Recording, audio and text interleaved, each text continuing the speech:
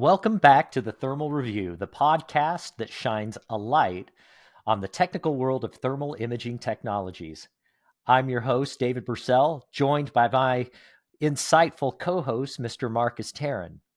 In this episode, we'll dive deeper into the world of input-output devices within the thermal imaging systems, specifically comparing the MoviTHERM MIO I/O device with the MoviTHERM iTL gateway.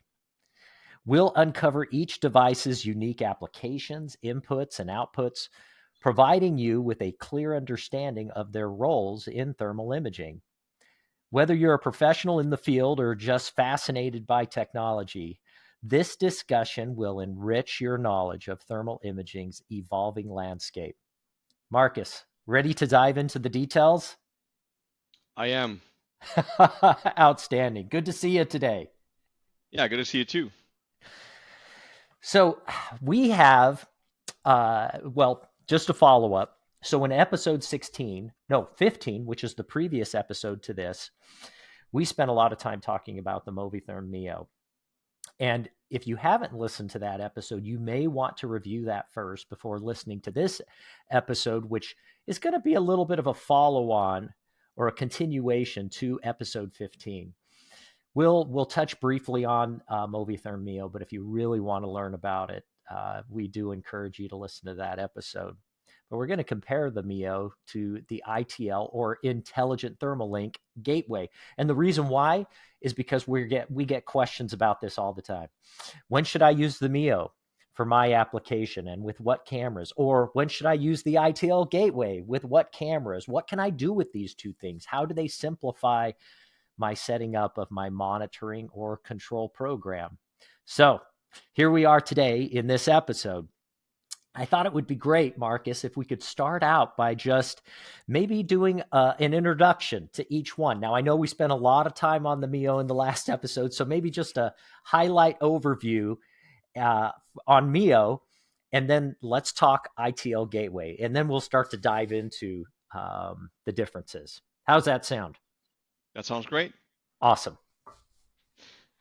All right. Yeah. So the MIO is really the MoviTHERM Intelligent I/O module, right? And it was always intended to be really just what it says, like a remote I/O module. So the idea is really to say, well, it's great to have a camera there, but usually you want to perform an action. If you see something getting too warm, or too cold, or whatever the case may be, you want to perform an action and say, if there's an alarm, you may want to turn the machine off or process off or something, or turn an alarm bell on, anything like that.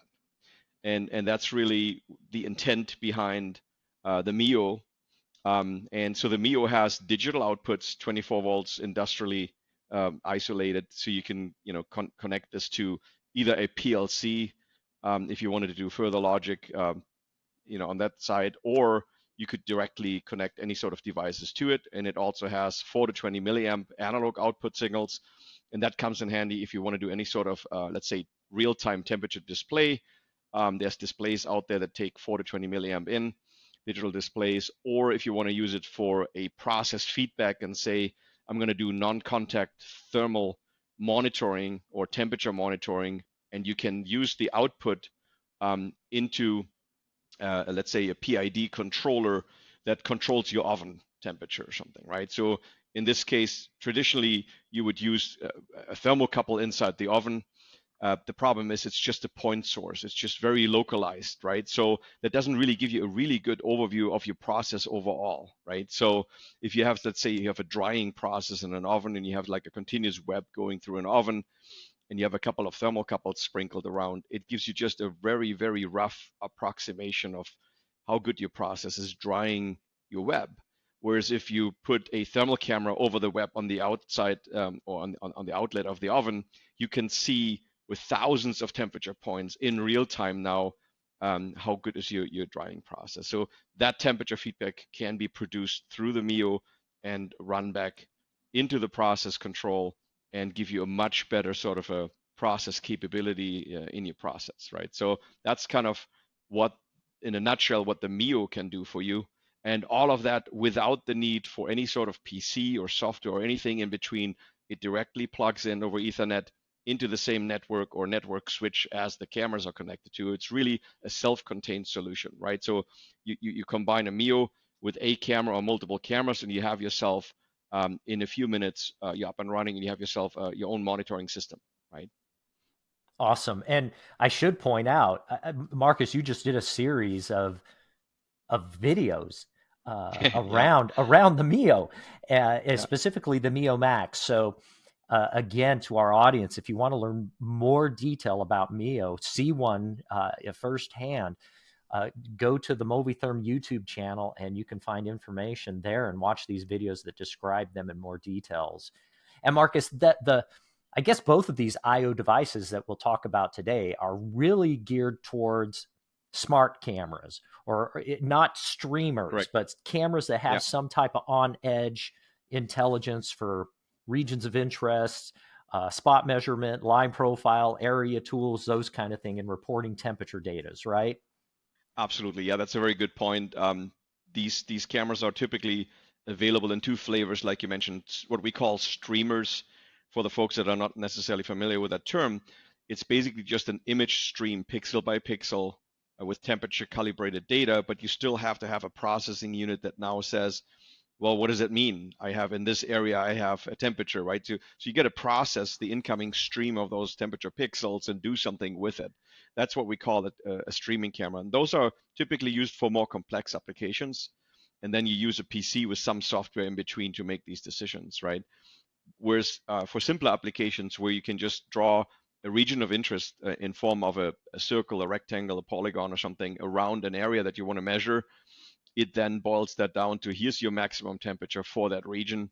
And you can also create either in the camera, you create an alarm threshold, but you can also do that in the Mio, and it makes that easier, especially if you have multiple cameras. You don't have to log into, let's say, 6 cameras individually and figure out what is the threshold, and all those kind of things. Whereas in the Mio, you have one screen and you have a dashboard overview of all the cameras with all the settings all at a glance, and you can quickly change something. So you really have that dashboard capability from the Mio, and it ties all of this stuff together, right? So it's much easier to handle, and you don't have to worry about the cameras anymore individually. Gotcha. Okay. No, thanks for that. So tell us about ITL, or Intelligent Thermal Link, the MoviTherm ITL gateway. Yeah, so super excited about that product. It is basically a natural evolution of the Mio, right? It doesn't make the Mio obsolete. It's just a superset. It's the Mio on steroids essentially, right? So we put a lot more capabilities into that little gateway, which is basically a full-blown mini embedded computer system. It is a lot more powerful and a lot more capable than the Mio. And the intention is really, for one thing, to connect a bunch of cameras to our cloud system. So we have a Amazon Web Services based IoT cloud system where we run software for monitoring and mass notification and data analysis and data archival and all those kind of things. So you can access that from anywhere in the world on your phone, on any sort of web capable device. And you can get text messages, voice calls even, that says, hey, something is wrong with your process or there's an alarm. You can get reports sent to you. So it's a lot more sophisticated of a solution, and a lot more capable than just a local alarm somewhere, right? Mm-hmm. So, but both of these devices definitely have their place. And there's specific use cases for each one, that you would say, in this case, the Mio is perfectly fine. I don't need anything beyond that. Versus I totally need to notify shift supervisors or the maintenance guys or the fire department. Then you want to go to the ITL gateway with our cloud solutions, because it just has so much more capabilities there, right? And with that also comes the ability to provide its own internet connection. If you get an ITL gateway with an LTE modem built in, then you can also be completely off grid, so to speak. You don't have to connect it to your infrastructure in your company, because the IT department may say, well, if you do that, here's all the rules that you have to abide by in order to get this all running. And that could be a hassle sometimes. But we all want to be respectful of obviously cybersecurity. We have all heard, the whole ransomware attacks and being hacked and everything else. So it's a valid concern. Obviously, nobody wants to deal with all the extra overhead of security, but it needs to be taken seriously, right? So for that reason, the best defense against hacking is not being physically connected at all. That's the Sure. only that's the only mitigation strategy of not being able to be hacked. If it's not physically connected, you can't get there, right? So you can't just telepathically get there. So that's the idea of saying you can, if you want to, create your own internet connection through that cell phone modem. But if you don't want that and you say, I'm just fine, I just want to connect it to my network, that option is there too. You can just connect it then through an Ethernet port, and our gateways are even PoE capable. So if you have a PoE switch that are powering your cameras already, you can also just hook up the gateway to the same PoE switch, and you don't even have to provide a power supply. It's literally, use an Ethernet cable to connect it, and you're done. That Right? So is it's super awesome. simple. Yeah. Wow. Now, so two flavors, if you will, not to oversimplify things, but two flavors of ITL gateway, the one that you would use with your own network, and then one where you would create a completely off network, if you will, independent network for and utilize the cellular connectivity. So two flavors, one LTE, Right. one no LTE. Okay, awesome. Right. Yeah. And I loved how you described. I mean, yeah, it opens up a world of communication that leverages the cloud. And you mentioned all those items. But Markus, what if someone still wants some localized capability? Do they need to have MIO and ITL gateway? Let's say a It's local alarm or something. right. So the gateway comes with a minimum set of digital I/O as well. We have 4 digital inputs and 4 digital outputs, Okay. right? So it's not as plentiful as the MIO. The larger MIO has 8 digital outputs and 8 4 to 20 milliamp outputs or something. So the gateway only has digital outputs, 4 of them for alarming. But you can also do like a group alarm, says if any of the cameras experience an alarm, turn output 1 on, right? So you Okay. have a local, like sort of a global alarm. And the idea is like, well, okay, you can then look at your dashboard and see what's going on. You will also in parallel probably get a text message with a link, click on it and say, oh, it's camera 17, what's going on there, right? And then you see the map view on our cloud-based system and say, oh, that's in warehouse number 3, right, in that corner or something. So you have that situational awareness with what's going on there. So that's easy to do. But if you needed more digital outputs capabilities, you could also add a MIO module in addition to the gateway, and they coexist. That's a possibility. The only limitation currently is the MIO supports cameras that talk Modbus. Uh-huh. So that will be the only limitation currently. There's future plans to make them to make the MIO modules more broadly compatible with other camera type protocols and interfaces, but currently it's only cameras that do Modbus as well. Okay. So MIO is primarily for Modbus, and the ITL gateway is more broad. So that would be a differentiator as well. Then, if you had a Right. camera that perhaps didn't run Modbus, you could use the ITL gateway. Yeah. The in our last episode, we talked about there's a MIO that will support up to 7 cameras. How many cameras does the ITL gateway support? Yeah, good question. So we have actually 8 cameras per gateway.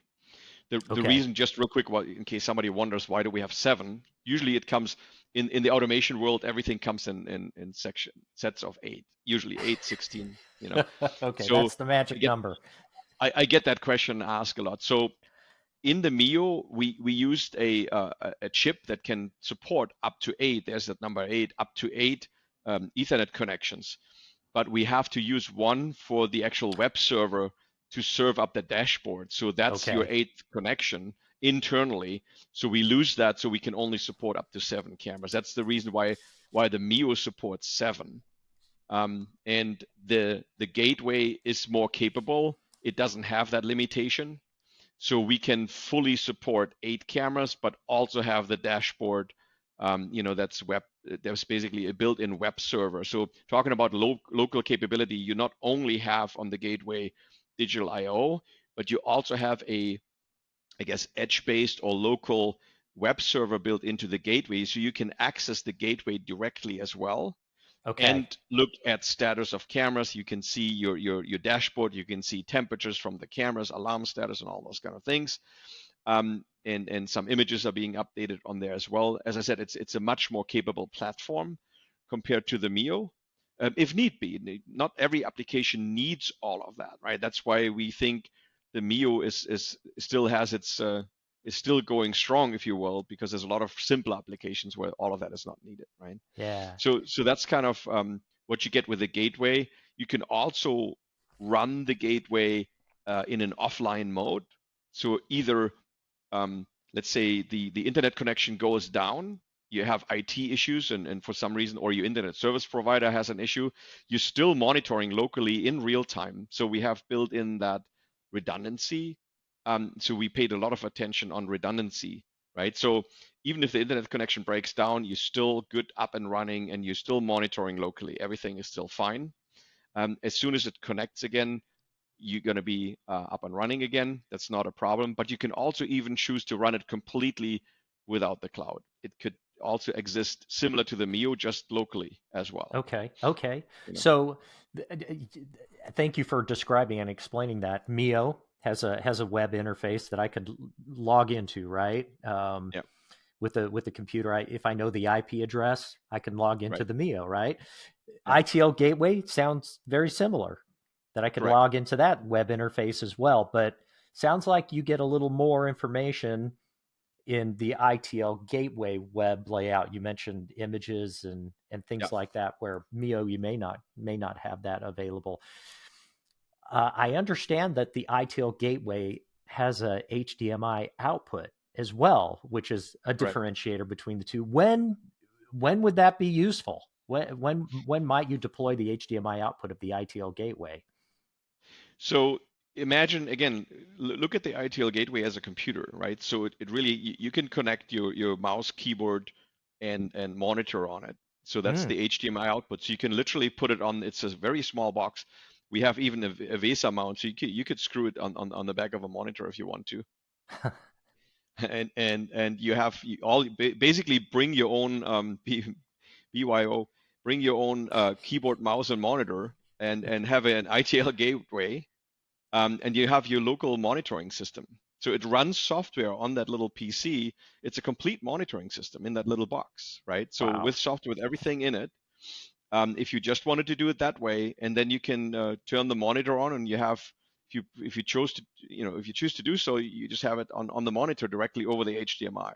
You can Okay. also say, I don't want to have it this way. I just want to have it over a web server, and you can do it that way. So it has a lot of flexibility the way you want to use it, you know, and then you can use it with our cloud or without the cloud. So it's infinite flexibility almost in terms, of how you want to use it. Yeah, like what best fits your use case, right? We didn't want to create, too much of a entrance barrier for people to use it, right? So Mm. you can use it the best way you see fit, and that's okay, right? And you can also start offline, and if you really like and you say, I wish I had some notification capability, you can add a subscription later, and it's no sweat, and then we get you on the cloud, and now you have mass notification capabilities. If you wanted to start out that way, you can do that as well. Yeah, I see that as a huge benefit. You don't limit yourself; you can scale. So I love that. Yeah. You can start off by just keeping it local, and then expand and go to the cloud later if you want to. Brilliant, awesome, awesome explanations, Markus. Thank you for describing the two.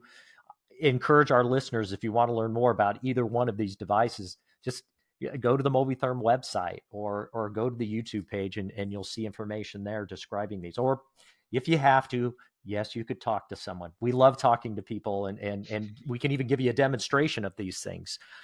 Let's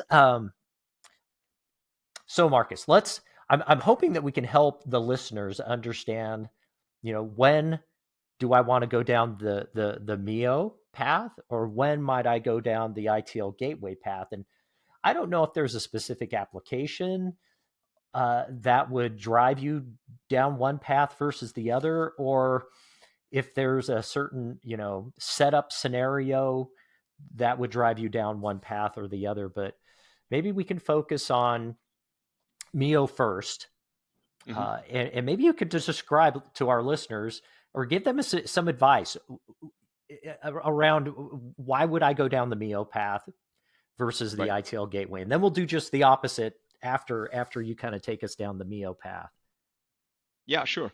So Mio again is great for simple applications, something really simple that does not require any sort of notification. If you don't need to be notified over text, voice calls, an email send, you don't need dashboards, you don't need any of the fanciness, right? But you do have the need for an alarming output.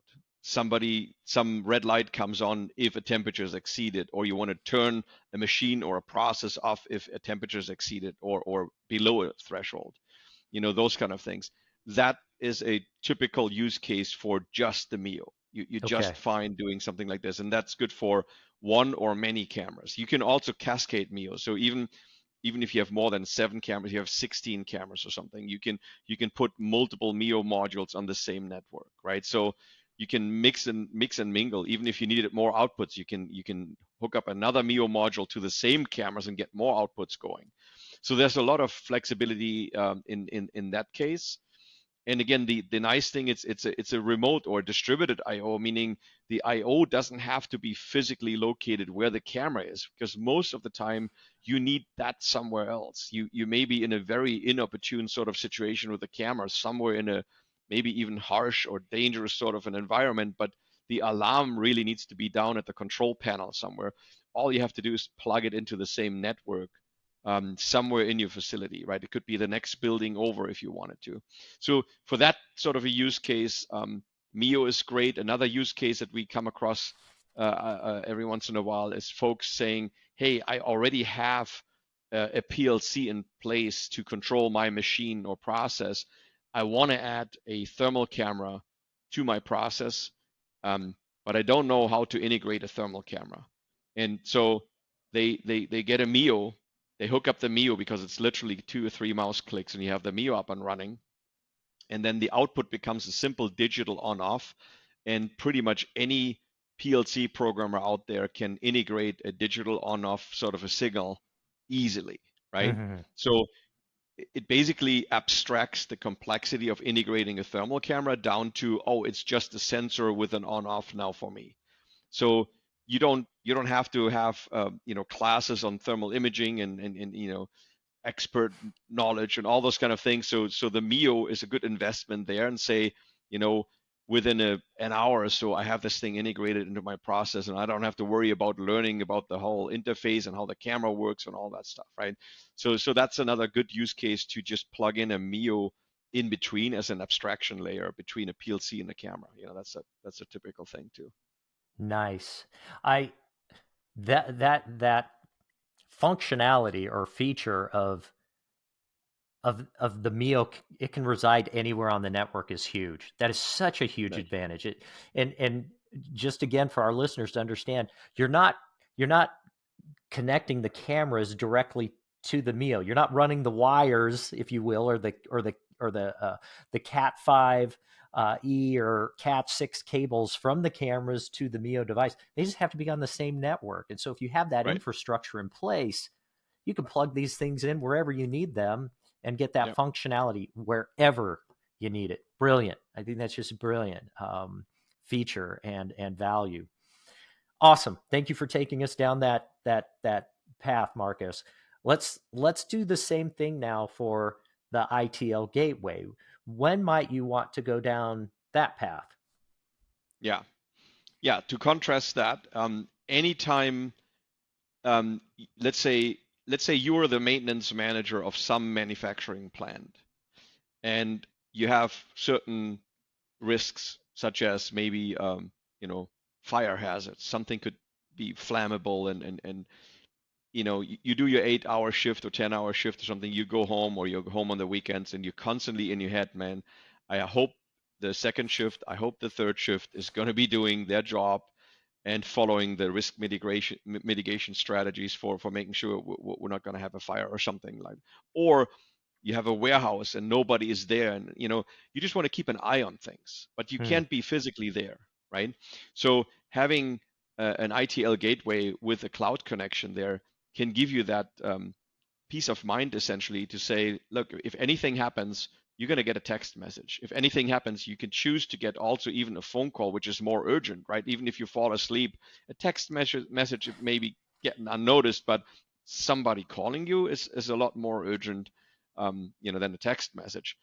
And then you have also, if you're halfway asleep and you're waking up, you don't have to like log into anything. The system sends you a link. You just click on the link. Your web browser opens up on your phone, and you see instantly what's going on.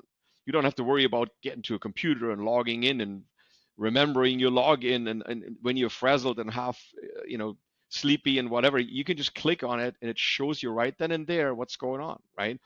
And you can do this also. You don't have to be the only one getting notified. You can also notify 5 other people or 100 other people. It doesn't really matter. um, so it's a lot more powerful from a notification capability.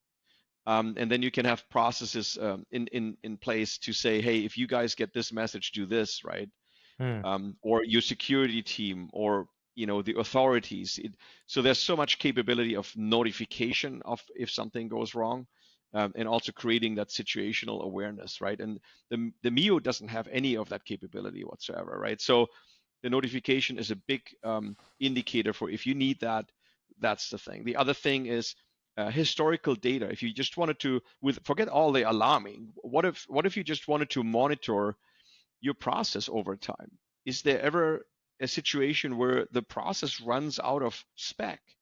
Well, you get historical data with the cloud. You see over time what your temperature is, right? So you can go back and in time and look at the images. You can look at the temperature data over time. You can get reports sent daily, weekly, monthly. You have historical data. So it helps you find things that you weren't aware of, right? So it creates that 24/7 monitoring capability, and you have the awareness. Again, Mio doesn't have historical data. It's just instantaneous monitoring capabilities, right? So the ITL brings all of that capability with it as well. And that situational awareness, I think, is also a huge, huge feature where you can create a map of your facility or your recycling yard or whatever. Because if you have a bunch of cameras looking at something, nothing is more confusing than getting an alarm and it says camera 17, and you're like, what the heck is that, right? Yeah. And so it's like with the situational awareness of saying, hey, camera 17 is located here, it's superimposed on a map, and it shows you which area is being monitored. It provides you an image with that and the temperature, and you're like, oh man, I wonder if somebody pushed that recycling bin out and emptied it, or whatever the case may be. That's the instant awareness that you get from that system, right? So it's a heck of a lot more powerful for sure. That's awesome. And a great, at least, I mean, a great comparison of when you would want to go down the ITL path, if you will, the Right. gateway path versus the Mio path. It's almost like Mio is going to keep things very localized. Hmm. Yes or no, alarm yes, to Yep. shut this off, do that.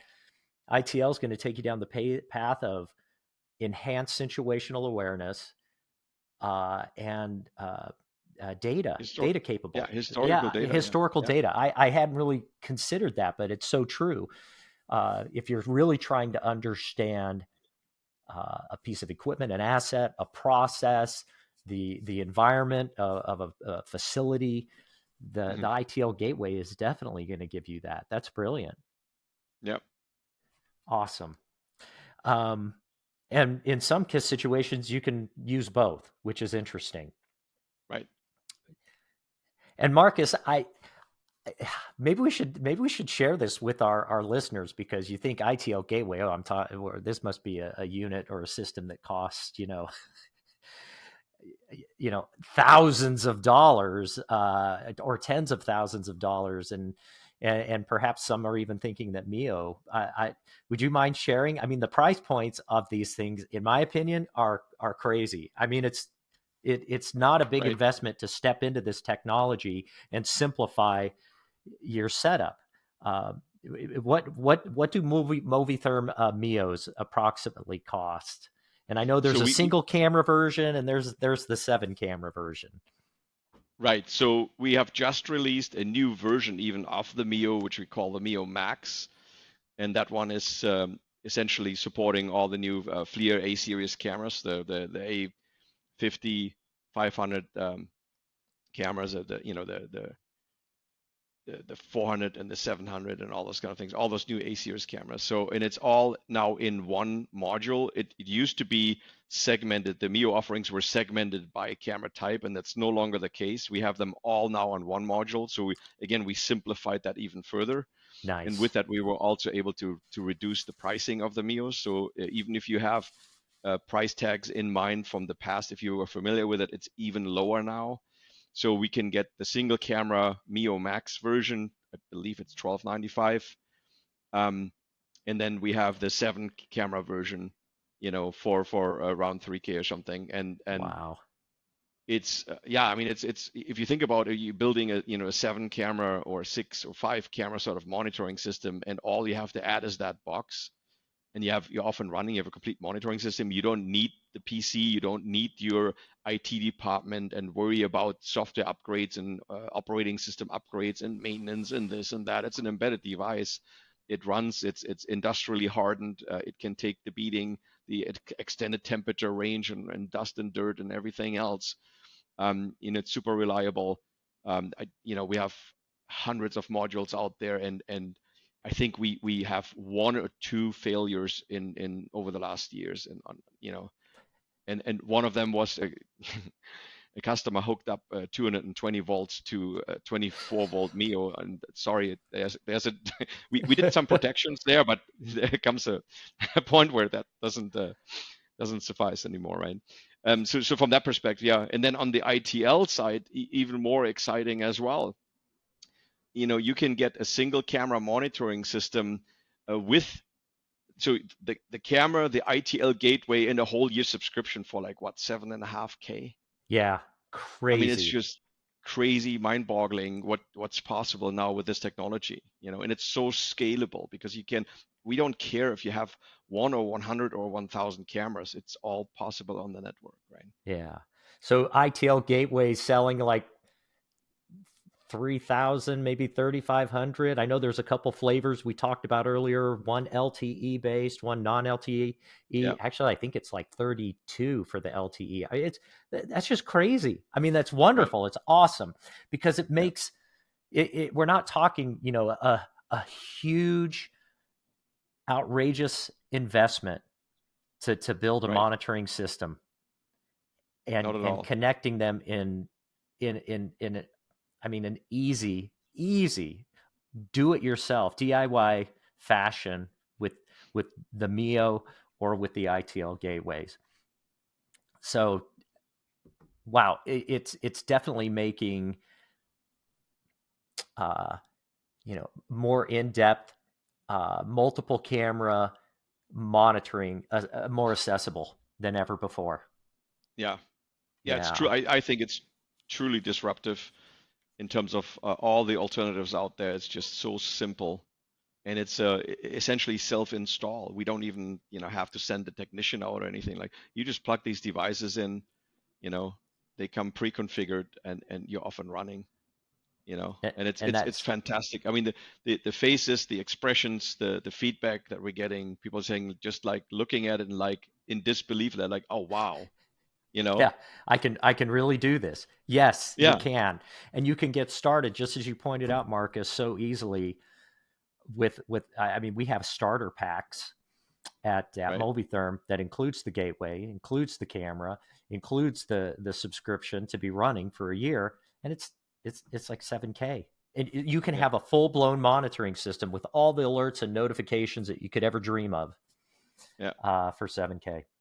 Anyways, didn't want to turn this into a sales pitch. So but I thought our listeners are probably wanting to know. So thank you for sharing that, Marcus. yeah. Um, as we wrap up today's episode, it's clear that both the MoviTHERM MIO and the iTL Gateway offer unique benefits to the world of thermal imaging.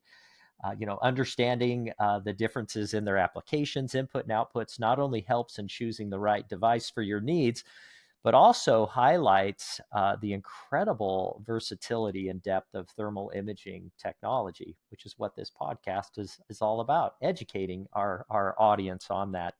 We hope that this episode has provided valuable insights into these innovative I/O devices. Markus, any parting or final thoughts before we wrap up today? I'm just absolutely excited. If you think about it, I mean, we have our 25-year anniversary essentially as the company.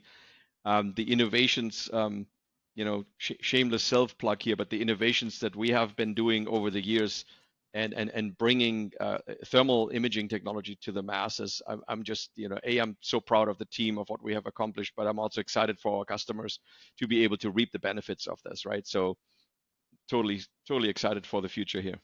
Well said, Markus. Thank you for that. And I'm going to point out as well, I love how these I/O devices that we talked about today in this innovation aligns with MoviTherm's vision, which part of the vision is to simplify the complex. And I think this aligns perfectly with that. Markus, thank you. And thank you to all of our listeners for joining us on this technical journey.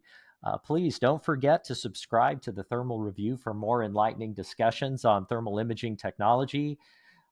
If you have any questions or suggestions for future topics, please reach out. Until next time, keep exploring the endless possibilities that thermal imaging has to offer. Thank you. Thank you.